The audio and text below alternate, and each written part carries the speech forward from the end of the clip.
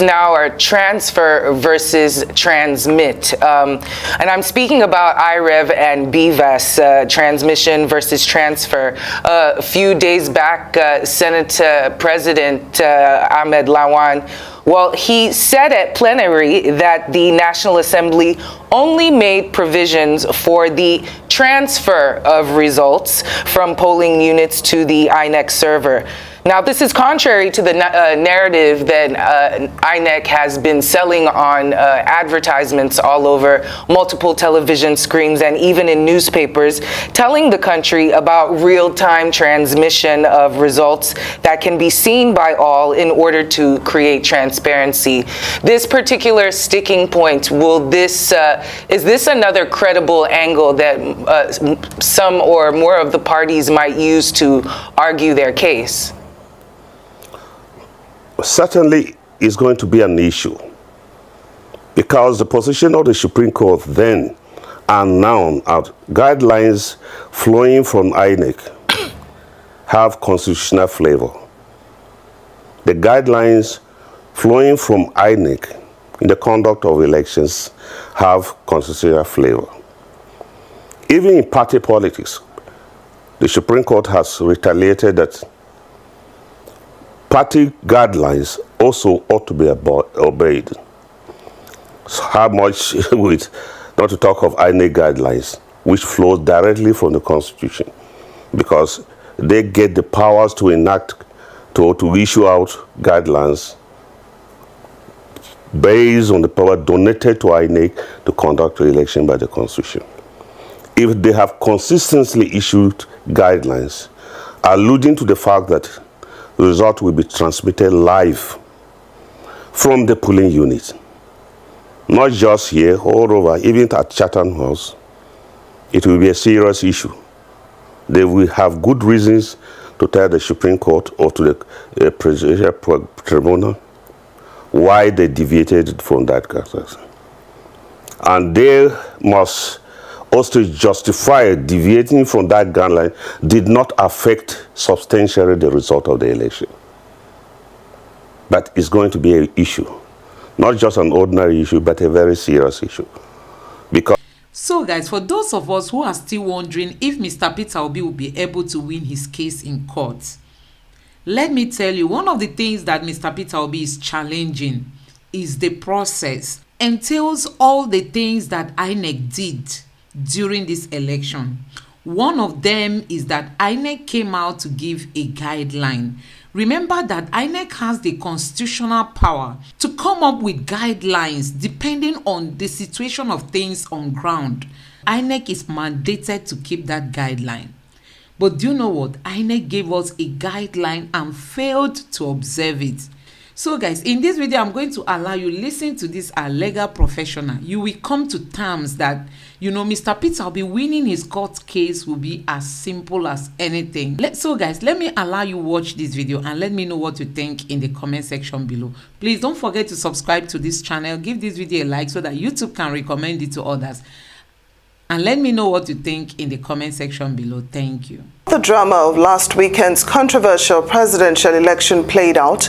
An argument or a debate, if you like, popped up at some point regarding the status of Abuja, Nigeria's federal capital territory in the wider scheme of things.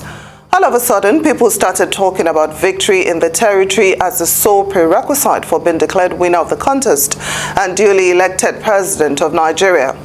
Former Minister of Justice and Attorney General of the Federation, Michael Aondoka, has now joined us to shed more light on this matter, as well as other matters arising from the polity at this time. Thank you so much, sir, for joining us on Newsday. Welcome. Now there were fears of a constitutional crisis as the 2023 presidential election results began trickling in, with some analysts saying the winner must win 25% of valid votes in at least 24 states of the Federation and the Federal Capital Territory. In fact, some thought, winning 25% of the votes in the Federal Capital Territory would be the deciding factor in who wins the election. Well, the president-elect clearly did not get 25% of the votes in the FCT. So is this a good enough ground to question the validity of the results? Well, thank you very much. It's a very difficult situation, but I think the matter has been interpreted before, around 2008, in a matter involving the current president, Buhari, when he filed an action. The issue of whether that and in between, that is, must have 25% in two states and the Federal Capital Territory. I think the pronouncement then was that the and is conjunctively. That was the interpretation then. But you know, it's about 14 years ago. It's enough time, maybe the Supreme Court may have another look on it. But as of now, that is the interpretation the Supreme Court gave in 2008. I don't want to go into details because the matter is now sub judice. About some states have already filed an action to challenge the legality of the election. So I am confining myself to what was the interpretation of the Supreme Court in Buhari's case in 2008. Okay, just... The interpretation simply was that... Sorry to interrupt you. I just wanted to get some clarification, which I'm sure is what you're saying right now. So please proceed. Yeah, that's what I'm saying. I'm saying I cannot go deep into the matter because already actions have been filed at the Supreme Court. And I'm just giving you an instance where there was an interpretation by the Supreme Court of that provision or a similar provision. The interpretation was that and federal capital should be construed conjunctively. In other words, it means you must get the 2 days, the 25% in 2 days, and also you must get 25% in the Federal Capital Territory. If you go by the interpretation of the Supreme Court in 2008. But I say, look, the Supreme Court have a right to depart from its previous decisions if the justice of the case demands so. So I don't know if they are confronted with similar interpretation, they will follow their own previous decision, or they might depart from their previous decisions. That's why I gave you that answer. But I will not go further because the matter is before the Supreme Court, and 6 states has already gone to court to have the election voided. Now, of course, the 2 political parties, PDP and Labour Party, also have commenced legal actions at the Presidential Tribunal, which is the Court of Appeal. So it will not be proper for me to go deep into the matter. And that's why I didn't even cite the citation. But it's a case I'm very sure was decided in 2008. It involved the current president, and a clear interpretation was given on that. All right, fair enough. Thank you. Fair enough. Thank you for expounding on that and explaining it a little further. It seems that it's a war of semantics in more than one case, not only with the and or Federal Capital Territory, but the words now are transfer versus transmit. And I'm speaking about IREV and BVAS, transmission versus transfer. A few days back, Senate President Ahmed Lawan, well, he said at plenary that the National Assembly only made provisions for the transfer of results from polling units to the INEC server. Now, this is contrary to the narrative that INEC has been selling on advertisements all over multiple television screens and even in newspapers, telling the country about real-time transmission of results that can be seen by all in order to create transparency. This particular sticking point, is this another credible angle that some or more of the parties might use to argue their case? Certainly is going to be an issue, because the position of the Supreme Court then and now guidelines flowing from INEC have constitutional flavor. The guidelines flowing from INEC in the conduct of elections have constitutional flavor. Even in party politics, the Supreme Court has retaliated that party guidelines also ought to be obeyed. So how much with, not to talk of INEC guidelines, which flows directly from the Constitution, because they get the powers to enact, to issue out guidelines based on the power donated to INEC to conduct the election by the Constitution. If they have consistently issued guidelines alluding to the fact that the result will be transmitted live from the polling unit, not just here, all over, even at Chatham House, it will be a serious issue. They will have good reasons to tell the Supreme Court or to the Presidential Tribunal why they deviated from that guidelines. And they must also justify deviating from that guideline did not affect substantially the result of the election. But it's going to be an issue, not just an ordinary issue, but a very serious issue, because the issue of others feeling that they have been misled, others feeling that there's improper motive behind the sudden change, because if you have issued guidelines to the effect that results will be transmitted directly from the polling unit, and it becomes impossible, you have to also issue guidelines countering that, varying the reasons why. But it does appear in this case that you are changing the goalpost in the middle of the game. That would be a little difficult to explain. But I've said these matters are before the court, and the court, Nigerian Judiciary is courageous, very courageous enough to see whether that sudden change without notice created issues of transparency on the election.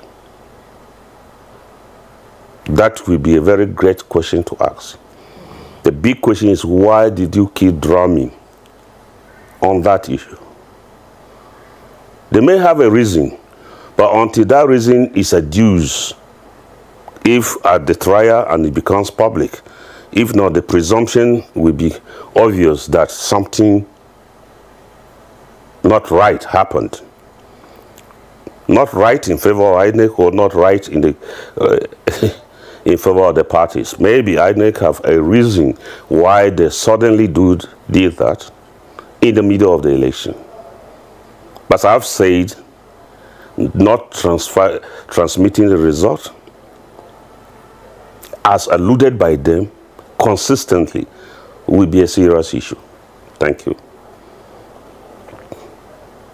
That 6 states have petitioned the Supreme Court to nullify the outcome of the presidential election. But I'd like to know if it should be the states, making such petitions. If I might borrow your legal term, do they have the locus standi to do that? If you follow the recent judgment of the Supreme Court by Naira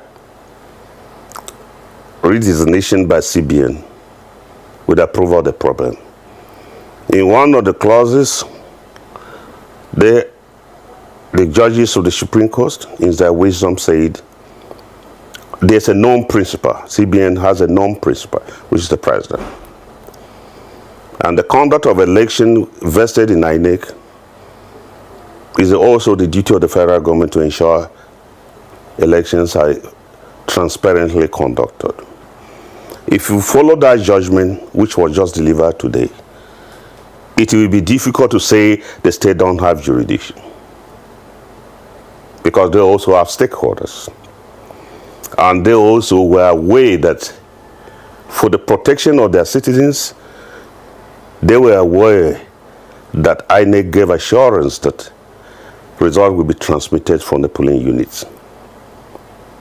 Just like in the matter relating to the Naira issue, there's sufficient interest alluded.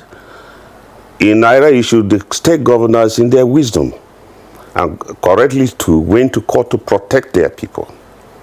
They felt the policy created hardship and was unjust on them. And Supreme Court said they have a right.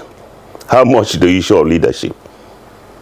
Who governs this country must be a matter of all the federation states. It must be a matter of concerns to everybody.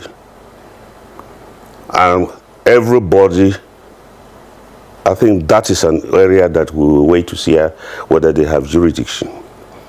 The rights, I've not read the claim sufficiently to me to make comments, and then even if I read sufficiently, I will not make comments because the matter is before the court. I am only commenting on the fact that the recent judgment seemed to create a window for states to do that type of thing.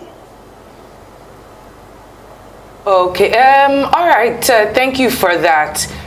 Concerning the judiciary, it seems like this is their high season, so to speak, with the conduct of the elections the week before, and obviously not this weekend, but the upper weekend.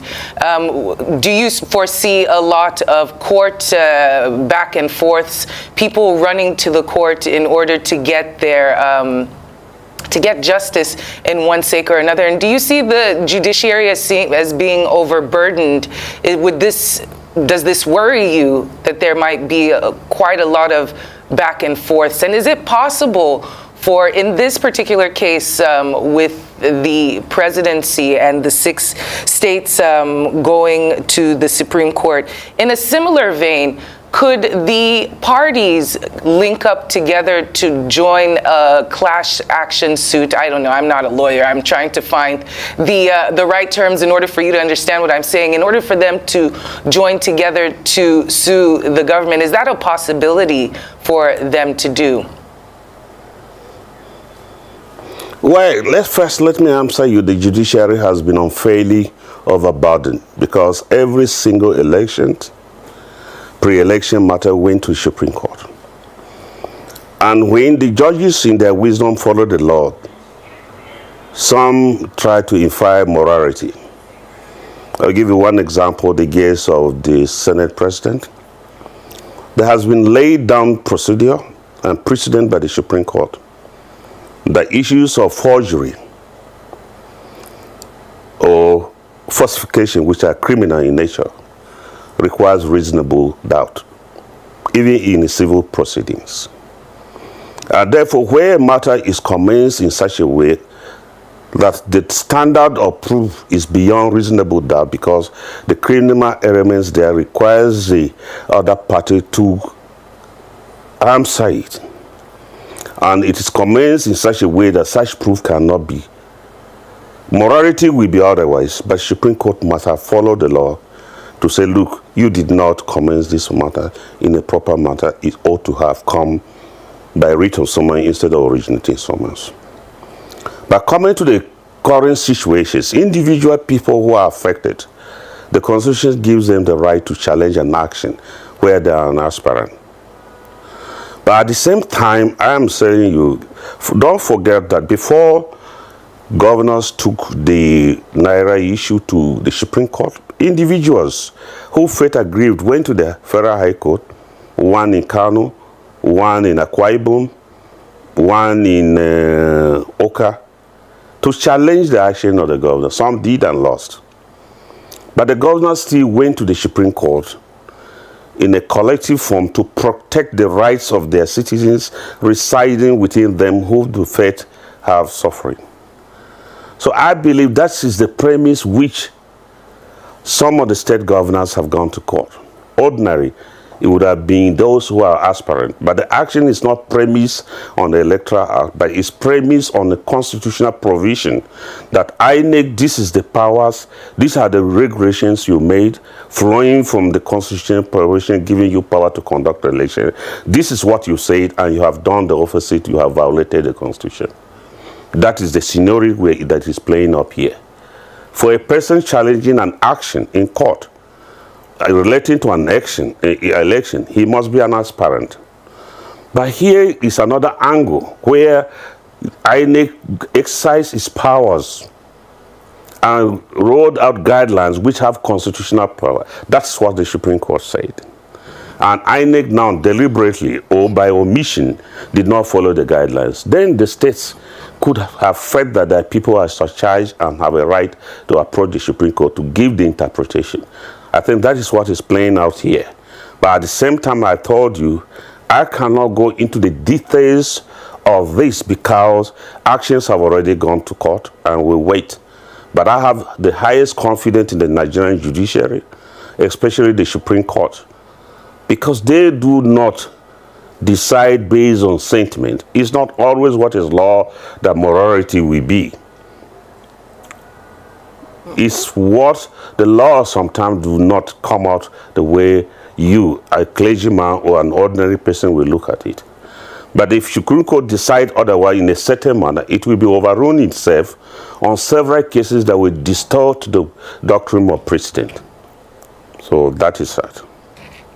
Well, so I still maintain that it does appear the governors have seen the window in the last case just decided today. In fact, they also have a right to collectively, 6 of them, challenge the conduct of this election, hinging on the constitutional powers INEC have abused, allegedly abused. Well, talking about the case that was decided today, that of the Naira redesign, some people are of the opinion that the ruling creates more problems than solutions, especially when you consider the hardship and suffering that Nigerians have experienced in the past few weeks. How do they recoup their losses? What happens if the federal government decides not to obey this ruling, as it has happened in some other cases? I'd like your thoughts on this, on the outcome of on the Supreme Court ruling on the Naira redesign issue.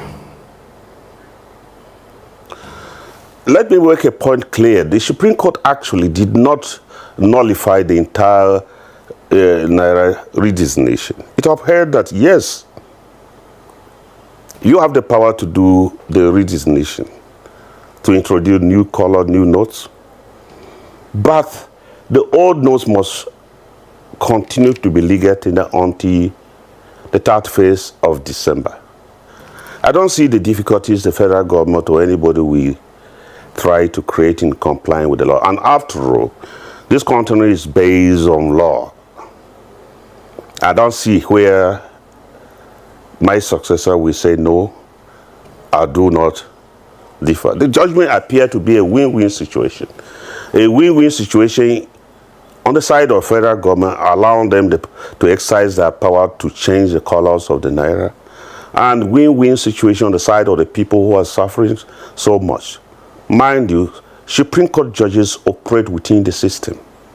And under jurisprudence, they can be influenced by what they saw happen. What is happening in the country is what is public knowledge. They are not from the moon. And they have to look at the law in such a way. Supreme Court is a court of law and a court of policy. If a policy is such that it creates an injustice, you can remind you the fundamental human rights of the human beings are embedded. If government creates a policy and that policy is calculated to erode fundamental human rights of individuals, Supreme Court has a right to intervene. And I think there's justification. I don't see any reason why anybody, the federal government, will say, I will not comply. If federal government in its wisdom say, I will not comply with judgment of the Supreme Court, there is an invitation to anarchy. And I don't think this government is lawless. My successor in office is not a lawless person. I think he will do the right thing. And I don't think CBN itself was fighting a personal issue.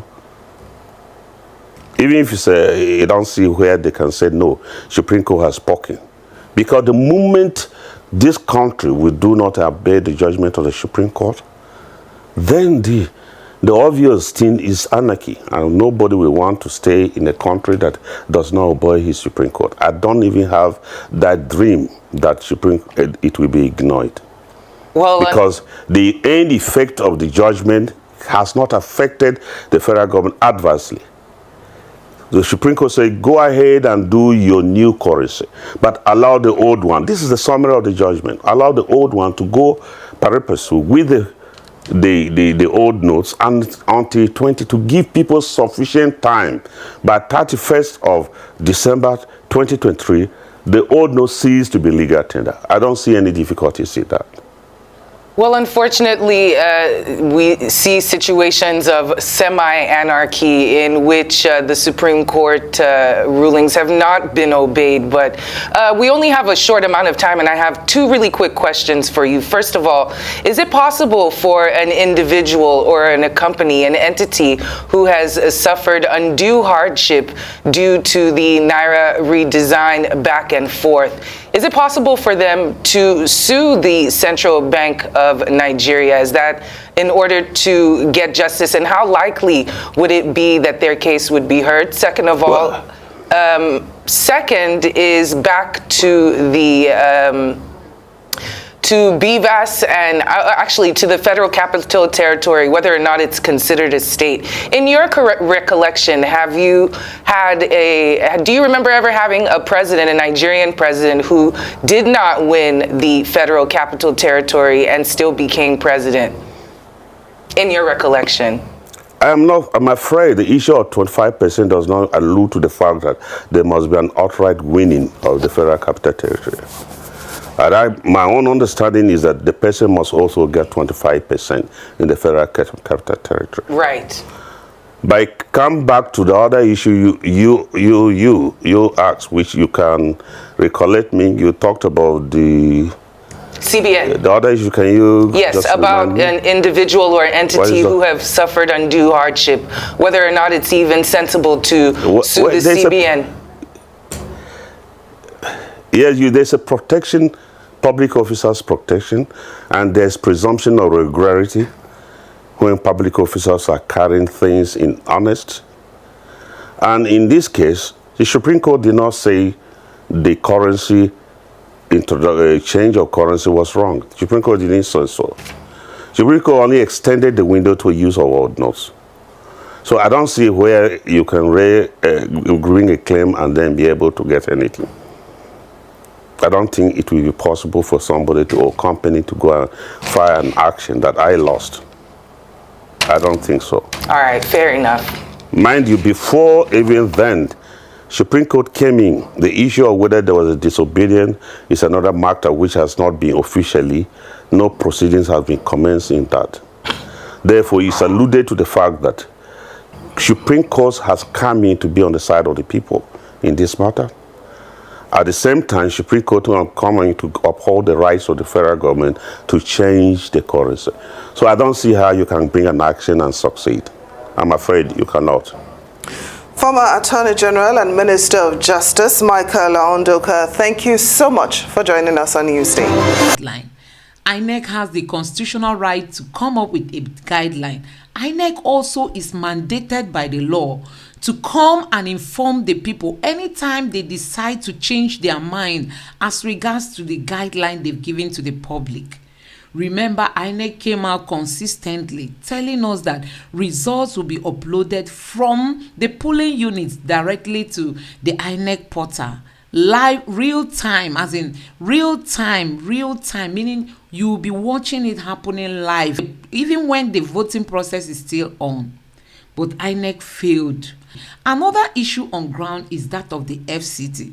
We all know that INEC declared that Tinubu had most of the votes, but Tinubu did not win the FCT. And on that ground, he is not qualified, to be declared the winner. So at this point, INEC has to come and tell us why they declared Bola Tinubu the winner.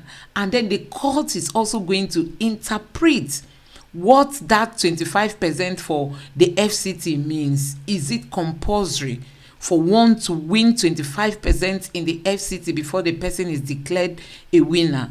That the court is going to tell us. Please don't forget to subscribe to my channel, turn on the notification bell. Please give this video a like so that YouTube can recommend it to others. And let me know what you think in the comment section below. Thank you.